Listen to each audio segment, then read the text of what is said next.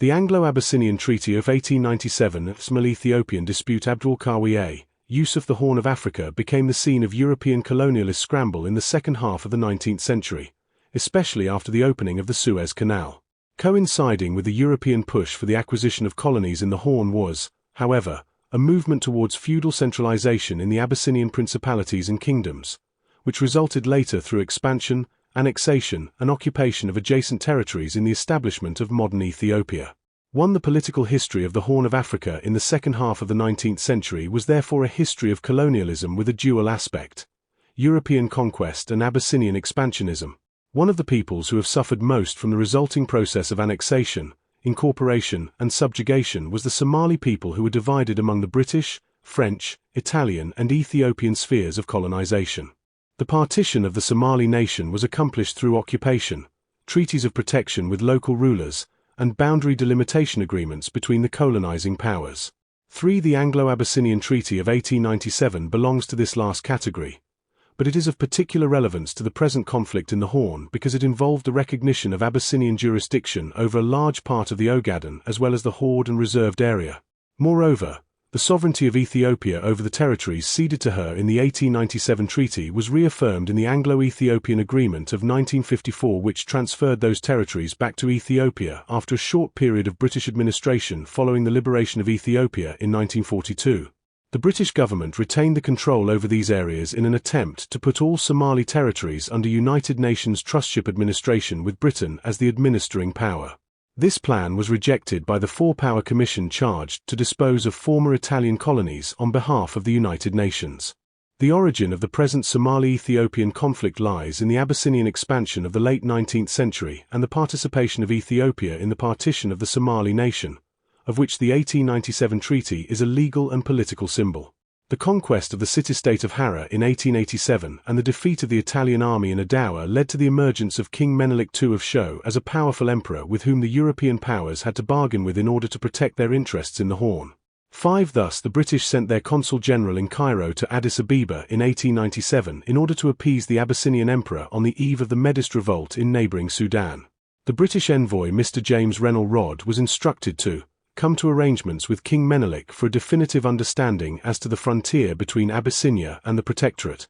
The Menelik-Rodd negotiations resulted in a treaty which transferred the sovereignty over a part of the Protectorate to Abyssinia. The Treaty of 1897, legal effects: it was stipulated in Article Illinois of the treaty that the frontiers of the British Protectorate on the Somali coast recognized by the Emperor Menelik shall be determined subsequently by exchange of notes between James Rennell Rodd, Esquire, as representative of Her Majesty the Queen, and the Ras Makanen, as representative of His Majesty Emperor Menelik, at Hara. These notes shall be annexed to the present treaty, of which they will form an integral part, so soon as they have received approval of the high contracting parties, pending which the status quo shall be maintained.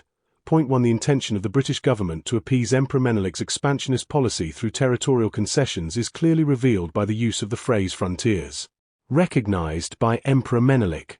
The wording of the treaty, as well as the subsequent Makanen-Rodd exchange of letters on the delimitation of the frontiers, was coached in such a way as not to reveal any territorial cession.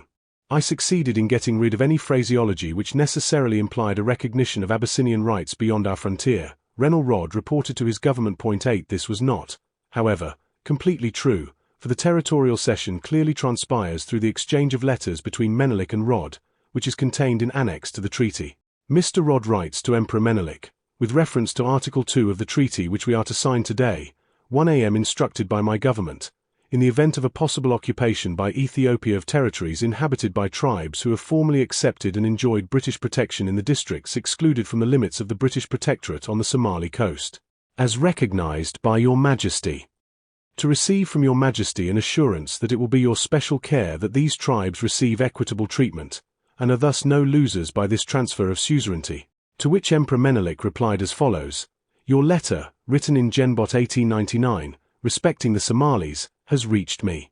With regard to the question you have put to me, I give you the assurance that the Somalis who may by boundary arrangements become subjects of Ethiopia shall be well treated and have orderly government. Thus, a substantial portion of the territories of the Somalis who had stipulated treaties of protection with the British government were ceded to Ethiopia through what Menelik euphemistically called boundary arrangements, and the only thing the protecting power had to ask for them was an equitable treatment, so that they would be no losers by this transfer of suzerainty. Of course, the Somalis were neither consulted nor informed by the British of this transfer of territorial sovereignty to Ethiopia. The Ethiopian authorities had in fact considerably encroached on Somali territory before the Menelik-Rod negotiations, but the British government did not only acquiesce in this forceful occupation of Somali territories, but had also given in to Menelik's imperialist claims, thus consecrating in a treaty the cession of almost half of the British protectorate to Ethiopia. Rod states in his memoirs, the settlement eventually concluded involved a recognition of Abyssinian jurisdiction over a certain area claimed by our protectorate in which Ethiopian outposts had for some time been established. Makinen had contemplated a line much further east and complained that we were hard bargainers. I, on the other hand, interpreting the spirit of my instructions to be in the first place the conciliation of Ethiopia during the last phase of the Khartoum campaign, made certain concessions which were criticized by travelers who had penetrated into Somaliland on big game expeditions, and had therefore laid claim to special knowledge. 19 Ethiopian authorities have since then based their claims to the Ogaden upon the 1897 treaty and the exchange of letters which followed it. The following issues have therefore to be examined in order to ascertain the legal status and effects of the 1897 treaty. Did the legal relationship between Britain and the Somali tribes give to the former the right to cede the territories of the latter to a third state? Could Ethiopia validly rely on such a cession as a title to territory? The legal relationship between Britain and the Somali tribes through a series of agreements concluded between 1884 and 1886, the Somali tribal chiefs placed themselves under British protection. In the first group of agreements, the Somali elders, desirous of the maintenance of independence, the preservation of order and other good and sufficient reasons, covenanted, inter alia, that they would never give for occupation or cede save to the British government any portion of the territory inhabited by them or under their control. They also agreed to permit all vessels under the British flag to trade at all ports in their territory, and to allow a British agent to reside in their territory. 10. Tie on the gracious favour and protection of Her Majesty the Queen Empress. On the other hand, the elders promised to refrain from entering into any correspondence, agreement or treaty with any foreign nation or power except with the knowledge and sanction of Her Majesty's government. The question now arises whether the British government could, on the basis of these treaties, cede to another state a part of the territory of the protected tribes. M.F. Lindley thus describes the treaties. Among the treaties which ceded only the external sovereignty, several of those made by Great Britain in 1886 with native chiefs in the Somali coast are models of conciseness. In 2 short articles they deal adequately with both those aspects of the arrangement which form the essential features alike of the protectorates of the older type and of the modern colonial protectorate, the promise of protection on the one side and the handing over of the external sovereignty on the other. 11. According to some positivist international lawyers of the 19th and early 20th century, if a European power notified the other signatories of the Berlin Act of 1885 in accordance with Article 34, it was entitled to convert its treaty relationship of protection vis-à-vis an African ruler into a relationship of absorption and annexation, and that is what author Lindley refers to as the colonial protectorate. It could, however, be argued here that such arrangements between the European powers could not have any legal effect on a treaty of protection, for pacta tertius nec nocent nec prosent. This intention of annexation is meaningless. It is the treaty of protection that is relevant in international law.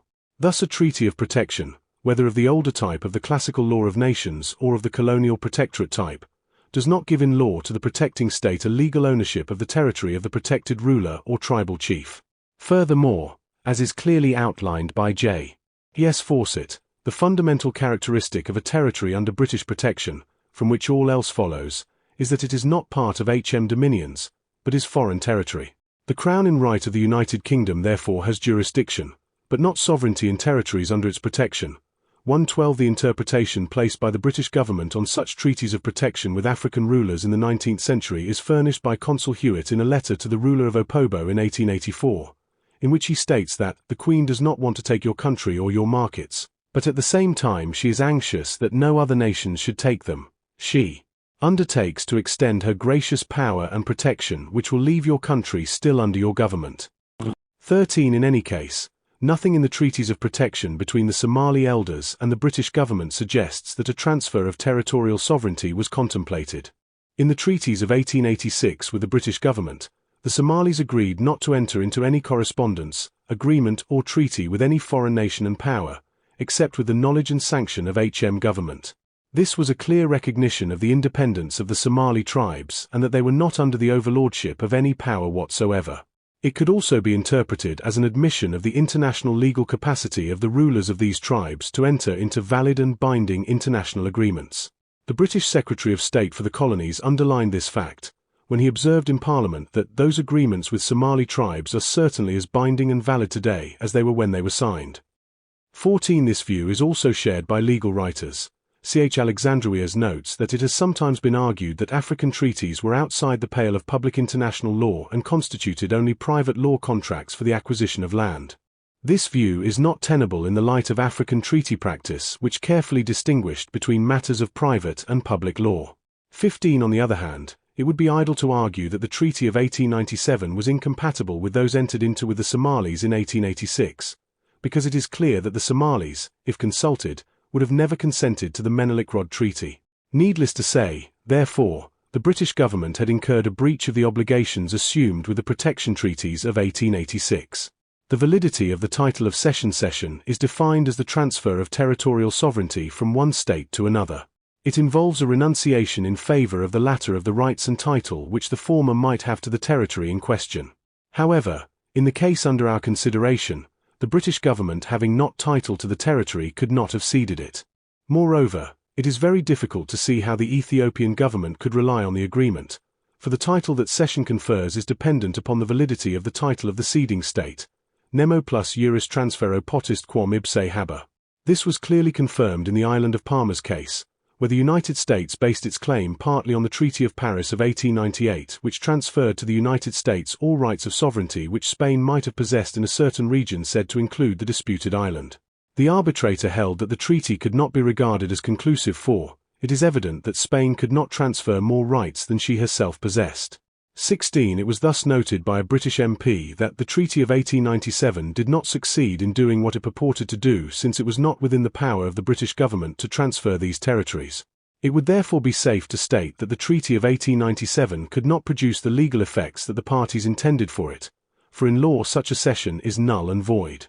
It has, however, produced a factual situation whereby Ethiopia proceeded to annex that part of the Somali territory to which the British government gave its consent and acquiescence. The Somali independence and the emergence of the dispute on June 26, 1960, the British Somaliland Protectorate became an independent state outside the Commonwealth. 5 days later, it was however united with Somalia, the UN trustship territory under Italian administration, which achieved its independence on the same day, to form the Somali Republic. Article 6 of the Constitution of the new Unitary Republic provided that the Somali Republic would promote, by legal and peaceful means, the union of Somali territories. It was of course clear that the Somali-inhabited areas in Ethiopia were part of the territories, referred to by the constitutional provision.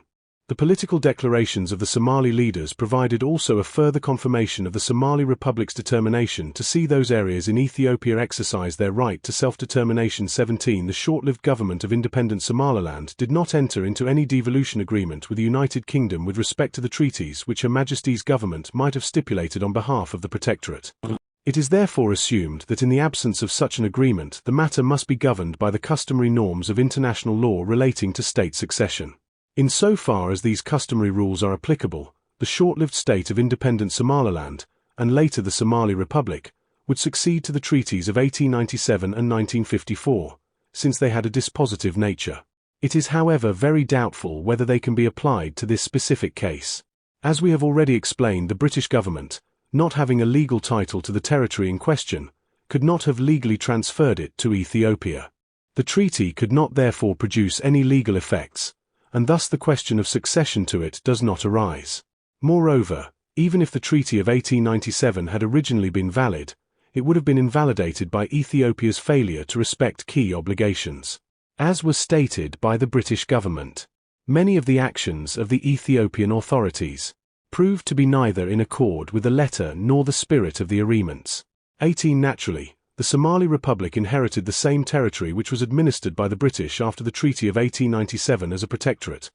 But in her view, and this seems to be supported by the legal status of the Treaty of 1897, Ethiopia's sovereignty over the Somali-inhabited areas, not being based on any legal title, amounts only to an act of colonial occupation.